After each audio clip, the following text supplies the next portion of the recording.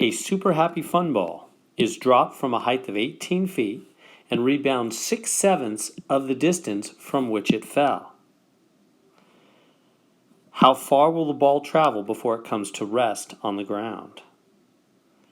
Okay, so this is going to be a pretty, somewhat tricky problem, but we can do it. You picture what's happening. We got this ball and we're dropping it. Boing, it hits the ground. It bounces up 6/7. 6/7 of the height from which it, almost all the way back up. Just 1/7 of the distance short, and then it comes down and bounces again, and it bounces up 6/7 of the previous height, and down and bounces up 6/7 and down, and and they want to know when it's all done and it finally comes to rest on the ground, what's going to be the total up and down? How far will the ball travel before it finally stops on the ground? The up, down, up, down, up, down, up, down, up, down, down, down. Will it total distance traveled? So do you realize this is an infinite question?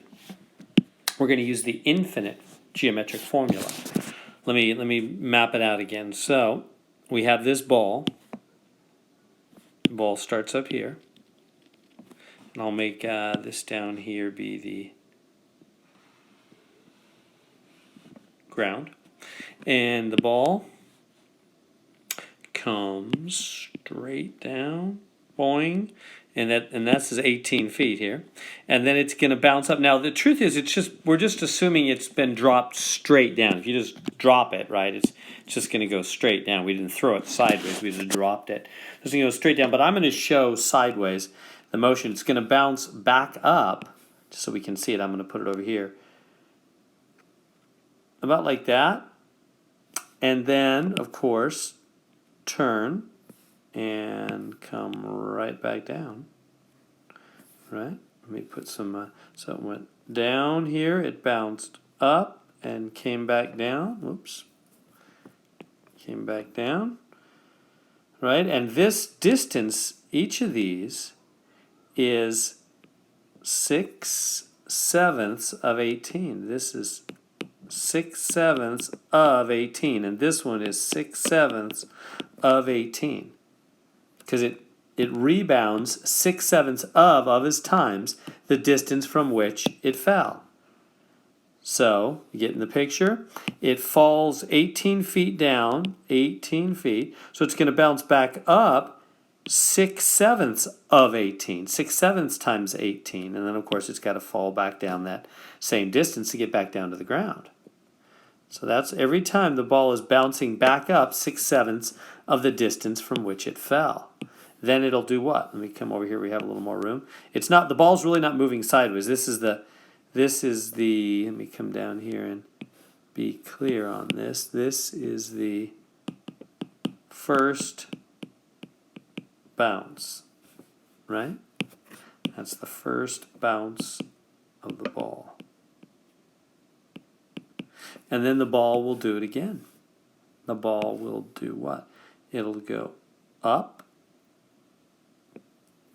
and turn, and it won't really turn. It'll just go straight up and straight down. So straight up and straight down on this, the second bounce. And how far up and down will it go? Well, it's going to go, 6/7. Oops, that's so neat there. 6/7 of times what? The previous distance it just fell. Well, what distance did it just fall? This distance. That was the last fall before it bounced up again. And what was that fall distance? 6/7 of 18. So 6/7 of 18. Do you see that? Do you see how this ends up going right there? Because it's going to bounce back up 6/7 times the previous distance it just fell. So then it'll go for a third bounce. And what will it do on its third bounce? It'll bounce up. Oops, let me do that a little better. It'll bounce up and then it'll turn. Well, it won't really turn, but I'm going to show it coming back down. So again, this is going to go, it's going to go up and come back down. And how far up will it go? On this, its third bounce, it'll go up 6/7 of what? Of the distance it just fell. What distance did it just fall? It just fell this distance, which is this. So all of that will come over here. So this is going to be 6/7 of 18. Say we just keep throwing another 6/7 in the front. And this just keeps going. Right? You got the pattern? It's just dot, dot, dot until the ball eventually comes to rest on the ground. And so the question is, how far did the ball travel up and down until it came to rest on the ground? And you might think, well, it's just going to keep bouncing. Well, we know it's an infinite process, right? It forever bounces up and down, but really it eventually settles, doesn't it? So how far will the ball travel up and down? Well, we got to add up a bunch of these travel distances to figure that out. So let's do it. So let's, to figure this out, we're going to have to add up 18. That's the first. It traveled 18 down, and then it traveled 6/7 of 18. So this is down. It went 18 down, and then it went up 6/7 of 18, and then it went back down 6/7 of 18, didn't it? Right? I'm talking about right here. It went up 6/7 of 18 and then down 6/7 of 18. After having already gone down 18, then up 6/7 of 18, down 6/7 of 18, plus, and now it went up this 6/7. It's not so neat. 6/7 times 6/7 of 18 back up, and then it traveled that same amount back down. So notice these come in pairs, don't they? Right? It for the second bounce right here, it goes up and down 6/7 of 18. And then for the third bounce right here, it goes up and down 6/7 of 6/7 of 18, etc. Dot, dot, dot. Right? It's going to keep doing that forever. So how can we figure that out? That's an infinite series. Let's do this, though. It's an infinite series kind of doubled. So I think it'll be to our advantage to split it up. Here's what I mean. Let's take let's take all the down movements. Let's just say, how far did the ball move down? You know, all the times it was going down. We have the original 18. That was down. And then we have this downward movement right here, 6/7 of 18. And we have this downward movement right here, 6/7 times 6/7 of 18 plus dot, dot, dot. And then we have the upward movement. How far did the ball move upward? Well, the up, so let me bring this down here. This is going to be, probably didn't do a very good job on these arrows, did I? Let's try that again. And here we go. Okay, so now the downward movement, or the upward movement, I mean. We don't have the 18 in the front for this one. This is just 6/7 of 18 plus, and then this one. 6/7, that's not so neat.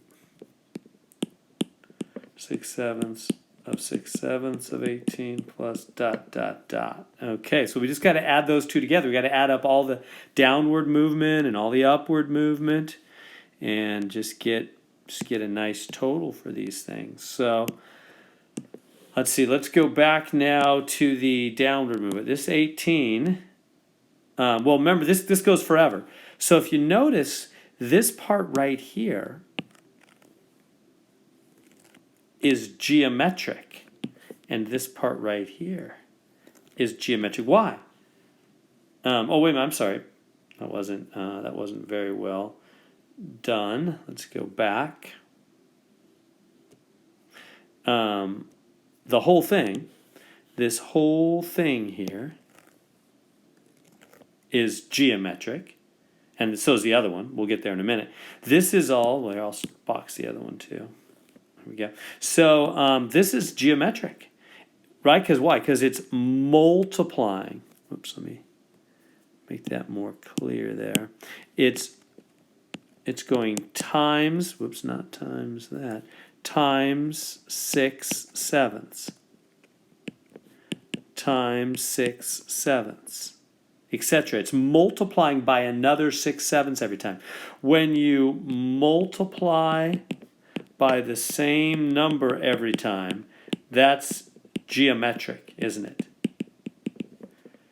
When you add or subtract the same number every time, that's an arithmetic sequence. When you multiply by the same number every time, that's geometric. And it's infinite because it goes forever. The ball bounces up and down, up and down, up and down, less and less and less and less, sort of forever. And we want to know the total up and down movement. So the total down movement, then, the down movement, we're going to use the infinite geometric formula. S sub infinity is what? A1 over 1 minus r.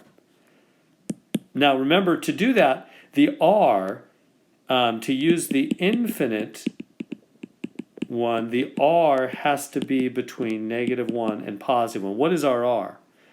6/7. So our r is 6/7. That indeed is between -1 and +1, isn't it? Like on a number line, you have -1 here and +1 here and 0 here. 6/7 is right there. It's almost to +1. So you have to check that. You can only use the infinite geometric series. You can only use that formula when the r is between -1 and +1. R is, so we can use it. A1 over 1 minus, what's the r? 6/7. What's the A1? A1's always the first term, 18. What's 1 minus 6/7? Well, that's 7/7 minus 6/7. That's 18 over 1/7, isn't it? And then what do you do when you have a fraction on the bottom of a fraction? You flip it up, don't you? So this is going to be 18 times 7 over 1, because dividing is upside down multiplying. So use your calculator. 18 times 7, I'm getting 126. So it's going to travel 126. I don't know if these are feet or what are these? Feet, yeah. So feet. So 126 feet. That's downward, though. That's moving downward. That's how far, all the parts where it was moving down. Like right here, right? Let's go back and see this. This part here where it's going down, right? See the arrow down? And this part here where it's going down. See the arrow down? And this part here where it's going down. Arrow down. And this part here where it's going. All those downward pieces added up. We had to separate the up from the down because it's doubled. The up and the down. See how it's doubling everything. So we had to separate them. So there's the total downward movement, 126. Let's do the upward. Same thing. It's geometric. So it's going to be S sub infinity is A1 over 1 minus R. The R, what's happening from term to term here? Same thing. It's multiplying by 6. Whoops. By 6 over 7, isn't it? See, there's only 1 6/7, and now there's 2 6/7. So it'll just be another 6/7 every time. It's just multiplying by 6/7. So this is going to be A. And what's the first term? It's that. So it's not 18, not for the upward movement. The first upward movement is right here. Here's the first upward movement. And it's not 18. It's 6/7 of 18. And here's the second upward movement. and here's the third upward movement, etc. So it's going to be the A1, the first term, is this right here. 6/7 of 18 over 1 minus r. What's r? 6/7. So this is 6/7 of 18 over 1 minus 6/7. Again, that's 1/7. And remember, when you have a fraction on the bottom of fraction, you just grab it. I'm going to flip it up onto this side. It's just be easier that way. It'll be 7 over 1 up there times 6 over 7 times 18. Right? Because dividing is upside down multiplying. Doesn't matter where you multiply, front or back. So what do we do here? These cross cancel now, and it's just 6 times 18, which is 108 feet. It's 108 feet of movement in going up. That's the up. The 126 was how far it went down. So the total, let me get this out of the way here. Whoops, that is not what I meant to do. The total,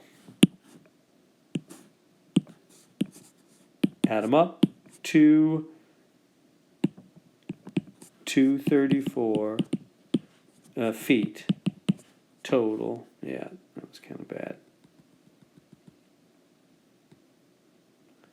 All right, 234 feet